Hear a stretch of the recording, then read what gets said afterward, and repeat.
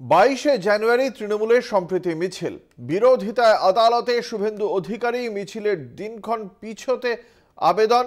রাম মন্দির উদ্বোধনের দিনে রাজ্য কেন্দ্রীয় বাহিনী মোতায়েনের দাবি রাজ্যের এবং এই কেন্দ্রীয় বাহিনী মোতায়েনের দাবি করা হয়েছে আজকে আদালতে। এই বিষয়ে যে 22 তারিখ আপনারা সকলেই জানেন, সেই দিনই রাম মন্দির উদ্বোধনের কথা এবং সেই উদ্বোধনের দিন মুখ্যমন্ত্রীর পাল্টা মিছিলের ডাক দিয়েছেন। কালীঘাট মন্দিরে পুজো দিয়ে মুখ্যমন্ত্রী মমতা বন্দ্যোপাধ্যায় পার্ক সার্কাস ময়দানে সেদিন জনসভা করার কথা জানিয়েছেন এবং সেই পাল্টা মিছিল নিয়েই আপত্তি ভারতীয় জনতা পার্টির। তাদের বক্তব্য, সেই দিন রাম মন্দিরের উদ্বোধন করবেন প্রধানমন্ত্রী নরেন্দ্র মোদী, সেই দিন পাল্টা মিছিল, তা নিয়েই আপত্তি জানিয়ে কলকাতা হাইকোর্টে আবেদন।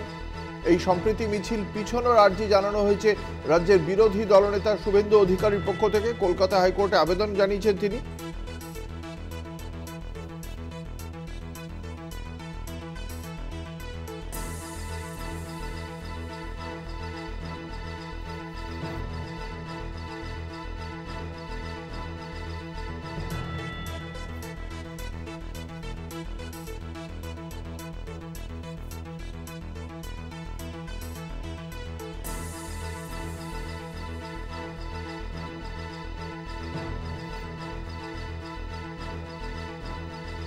এই নিয়ে আমরা কথা বলেছিলাম তৃণমূল কংগ্রেসের সাংসদ শান্তনু সেনের সঙ্গে। কি বলেছেন তিনি আমরা শোনাবো। ভারতীয় জনতা পার্টি যারা উন্নয়ন থেকে শত যোজন পিছিয়ে, যারা দেশের মানুষকে না খাইয়ে মারছে, মানুষকে কর্মহারা করে দিচ্ছে,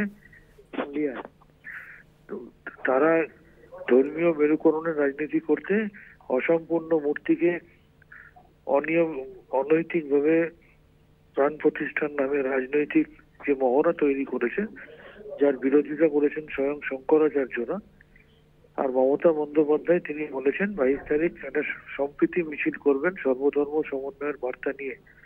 আপনাকে মনে করিয়ে দিই, 1992 সালে 6 ডিসেম্বর যেদিন বাবরি মসজিদ ধ্বংস হয়েছিল, যেদিনকে চারিদিকে একটা কমিউনাল রাইট বাঁধার অবস্থা তৈরি হয়েছিল, তখন কিন্তু শুভেন্দু অধিকারীর মতো বা বিজেপির অন্য কোনো নেতাদের পথে পাওয়া যায়নি।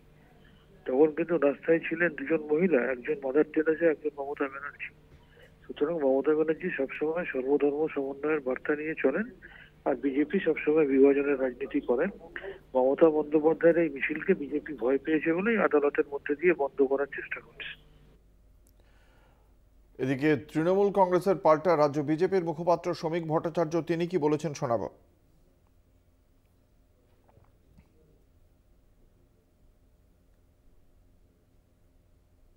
বন্দ্যোপাধ্যায় সম্প্রীতি মিছিলের ডাক দিলেন। কিসের সম্প্রীতি, কার সম্প্রীতি, কোন চোখের জলের সম্প্রীতি?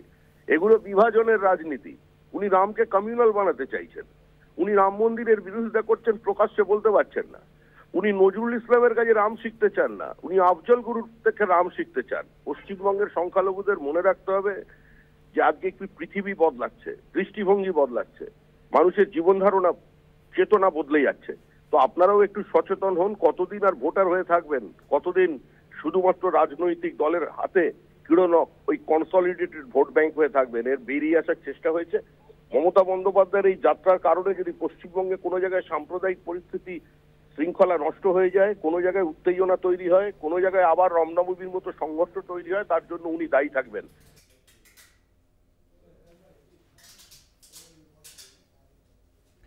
আপনাদের জানিয়ে রাখি, ঠিক সেই দিনই যেদিন 22শে জানুয়ারি রাম মন্দিরের উদ্বোধন যখন প্রধানমন্ত্রী করছেন অযোধ্যায়, ঠিক সেই দিনই মুখ্যমন্ত্রী মমতা বন্দ্যোপাধ্যায় একটি সংহতি মিছিলের ডাক দিয়েছেন। যে মিছিল কালীঘাট মন্দিরে পুজো দিয়ে শুরু হয়ে তারপর পার্ক সার্কাস ময়দানে এসে জনসভা করবেন তিনি।